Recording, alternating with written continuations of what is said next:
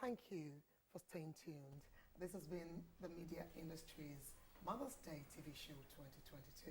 It's been a pretty interesting ride, as I have said over and again on this program. But may I quickly say again, we're about to have quite a different sort of conversation. The reports that we played showed you and introduced you to the world of mothers like you and I in the same Nigeria. I mean, let's take it all over the world. Over 250 million women are known to be widows living today. And of this population, we have child widows of about 1.3 million. That is a whopping figure. But then, when we put it that way, it feels like statistics. I'm happy to say to you that your neighbor, possibly your mother-in-law, or your mom actually falls into this category. And very recently, I've seen people who are my age, my friends, who are falling into this category. You may say it's sad, but again, we draw strength from women who are in this category. And I have with me talking a widow's plight this evening, the very amazing Hope Nwakwezi. She's the founder of the Almana Hope Foundation. Good evening and great to have you. Come on, celebrate Hope Nwakwezi. I wish I could roll the drums to celebrate Hope Nwakwezi. I have had a bit of amazing work with Hope in the past, and I've had to travel to Anambra State to empower young widows and a bit of older widows alongside Hope Nwakwezi. And I see the great work that you do, and I've just got to say on a day like this, thank you. Thank you for the great work you do. Thank you for and also, yes, thank you. And also I have right here Florence Richards. She's a Nollywood actor and a broadcaster. May I say good evening and happy Mother's Day, ma'am. Thank you. Happy Mother's Day, everyone. Thank you. And also with us on this panel is Ekene Owanum, the Executive Director, the Eagle Eye Behavioral Reorientation Initiative. Thank you for the great work you do, ma'am. Thank you so much. Thank you. And you look so delectable. Thank I just you. loved that you rock this Ankara this way. Thank Come on. you. Who picked this for you? All right, great. So we get this conversation started. And there is no better way, if you ask me, than to ask for stories. Sometimes it may be difficult for you to even believe the things you hear, you read, or the things you see in movies. And then they say to you, well, look no further. Here you have it. I have Hope Nwakwezi. I've had the privilege of hearing your story in the past, but I'd like for you to please walk me through, in a nutshell, exactly what it was you experienced. 29 years ago. Upon the death of your husband, 29 years ago. 29 years ago. And how different that has changed or not today. Yeah, I wasn't expecting to tell the story. Forgive me, I lost my voice. In fact, 2 days ago, I wanted to call him that I can't make it, but I said, God, I have to come here. here. Made it. That I have to come and talk. So I lost my voice. 29 years ago, March precisely, they talk about International Women's Day. On March 8th, 1994, I never heard of International Women's Day. I don't know what it is. And there's this door that opened in my house to tell me that my husband that took a journey of no return eventually did not return. And 27-year-old girl, 4 kids. My husband was a police officer. I just finished school. I was a teacher. My oldest child was about 8 years. The youngest were twins. They were barely 4 years. And, the drama started. I can't even tell the story anymore because God has been faithful. But I can take back from the burial. I remember every day of that burial. And I have to thank Ngozi Ezonu for taking that conversation to another level, because one of the things is this that we do is that sometimes we come and paint it well for political correctness. But the reality, because in the midst of the widowhood plight I went to, there were women sitting around processing this, projecting this process. And which one of the things I asked in my book, A Widow's Window, is, if the men gave us this law, I did not see any man sitting around me for those periods of the burial. It was only women. And they had to make sure they carry the processes to the latter. What were the processes? The processes is that I had to scrape my head. I have to come 2:30 or 3:30 to wail. And you were talking of Ngozi Nwosu the other yes, time. yeah, when she debated yes. it about women. Absolutely. So I had to, and it was women that woke me up by 3:30 a.m. or 2:30 a.m. They're about to weep. It was women. I remember weep, to cry. To weep, yeah. The grave, we go around the grave and cry. And by the time I had to do the morning rite, or whatever they call it. And it was women that I remember, 1 year after, I had to go back to complete it again. I had to shave my head again because it was a culture in my place. So you shaved your head twice? Twice. So when I got back, it was a woman. She was supposed to shave my hair, and the tradition have it that you have to shave it before daybreak, before there's the light. So between my other sisters-in-law, there are selected people that do it, and she picked to do this shaving of hair. But the previous night, she has called me in a meeting. I have in-laws. Your husband is the oldest. You have to share the property of your husband. She has called me the previous day. And this man is just a young man. He was barely 35, police officer. He just went back to school when I came back from school. So we didn't even have the property. So, when he finished saying this, I said, Auntie, we don't have any property anyway. So I think that didn't sit well with her. So she was supposed to come and shave me early in the morning, because if they don't shave it early in that morning, it means I have to stay till another 1 week to get into the Sunday that I will do it again. So she didn't come, and I kept sitting down there. Because, like I put it in my book, one of the things they made us to believe is that if you die in the process of mourning your husband, you're the one that killed your husband. You have said it all. Don't say no more. Now, let's take away from Hope's story. And indeed, if I allowed her, the entire 2-hour show celebrating mothers today, she has a lot to say. I've heard her speak in the past. And let's take it very quickly, this conversation is, we're not going to cry. We're just going to ensure that we take the lessons on there and we're able to project it for the benefit of the change that we want to see. And I'm taking this conversation to Ekene Onwanum, the Executive Director of the Eagle Eye Behavioral Orientation Initiative, to say that you have worked with women like Hope. Hope has also worked with women like herself.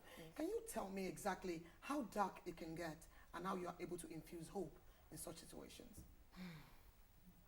Sometimes the burden is always so heavy because it's actually unique in some people. Then you have similar situations in some people. If you talk about the dark, I will actually make reference to somebody that will be kind of accused of killing her husband, and the person will go through of drinking the water that is washed off the husband's dead body, just to prove your innocence. I think that's just the height of it. Nobody is thinking about the health of this woman. Not only about the health, at that moment, the psychological situation of that woman, then you now add the health issue. I think that's one of the worst things I've seen. Can you tell me how you infuse hope to such women and who you have helped? One, it's not always easy because culture plays a lot of roads against, getting out of this situation. But then that doesn't deter us helping out. One, counseling is important, making the person to understand the situation at that moment. Because sometimes when it happens, they won't be like, is it real? Is it really happening? Or maybe the man will come back the next day, So counseling starts with that, then encouraging the person to take certain steps that are important. These steps are, we have agencies that can always assist in such situation if the person is willing. Because most times you realize that even women in such situation, most of them are not ready to do anything. And you cannot blame them because they are going through a lot at that moment. Thank you. Counseling. And I'm going to take that. But I'm going to put it in context again for Florence Richards, who is a Nollywood actor and a broadcaster. And I know that she's able to raise the awareness and the consciousness on this conversation as a woman who has also undergone this same process. And to share with us exactly, is this a problem of lack of proper education, or is it that we just prefer to do things the way they are? Why do we treat one another without kindness? It's really not that we treat one another without kindness. But I want you to know that our parents, they passed through the old generation, and this is what they met. And like my mom, when well, sorry, I didn't know my dad because he was killed during the Civil War. But we normally go home to do something like a remembrance, and I saw what my mom passed through, you know. They lock them up in a room, they tell them you're not supposed to come out, and when it comes to the properties, your husband's brothers, relatives are the ones that will be in charge.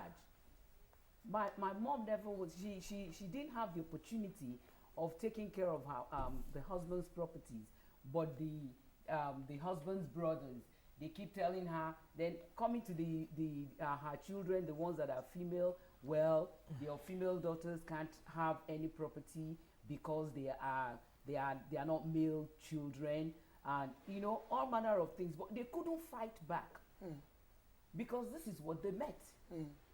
But I know that this new generation are actually fighting back.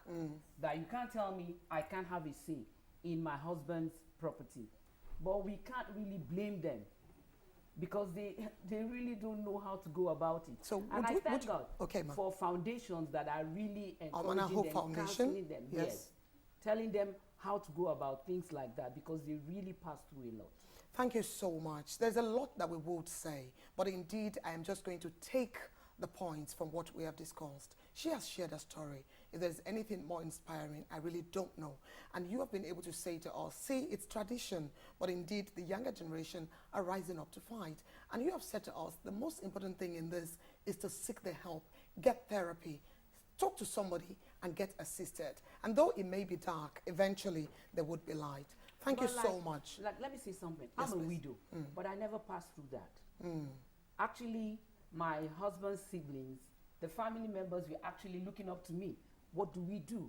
How do I go about this? How do we go about this? Do you understand? Yes, please. So I think things are changing. We are talking about the old generation, but now, nobody's going to take that. 29 years I don't ago. agree with that. No, from my own side. Yeah, I do not. Let me tell you the truth, you know. Yes, please. On sometime March, a woman called me, or I have a radio program, you know that, a widow's window, and she was driven around naked. Unfortunately, in my state, Anambra State. Anambra Yeah. State, she was taken around the total naked, and there were Yes. women clapping and following her. What did she do?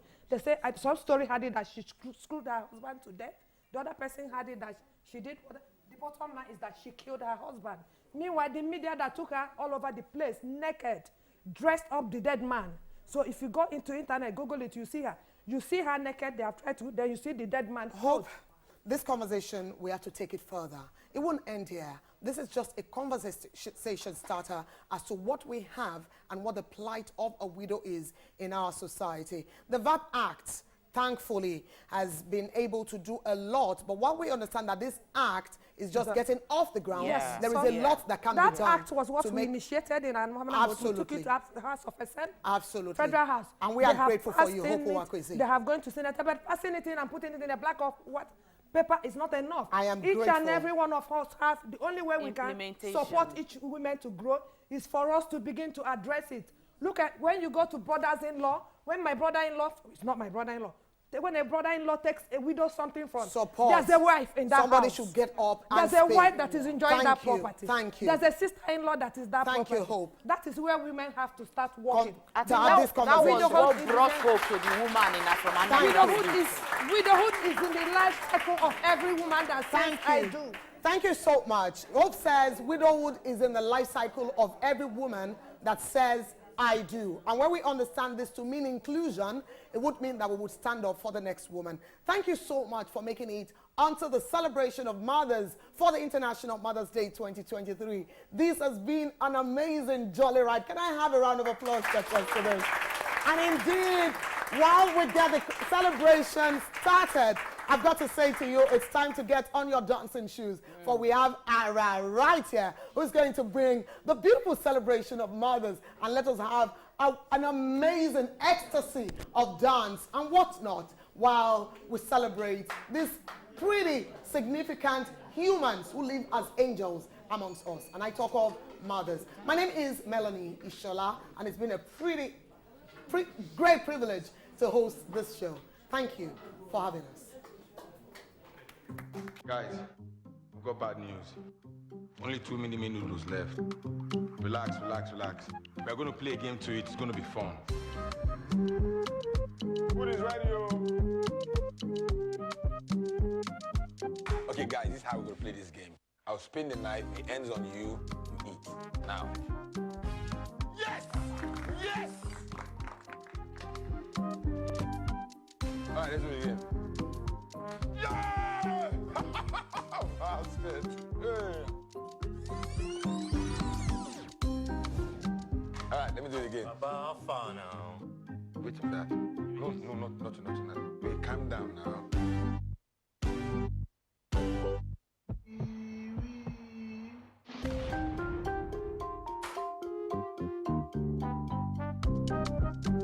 Wait, guys, just wait. I finished. Mini-me, taste the fun. Flex, flex, flex. We don't want no stress. Guru! Just want to flex. We don't want. Hi there, my beautiful people. My name is Kofi the Guru. Yes, and this is where I love to chill. Toby Royal Suites, right in the heart of Ikeja. We're at 22 Sule Abuka Street off Okwebi, just 10 minutes away from the local and international airport.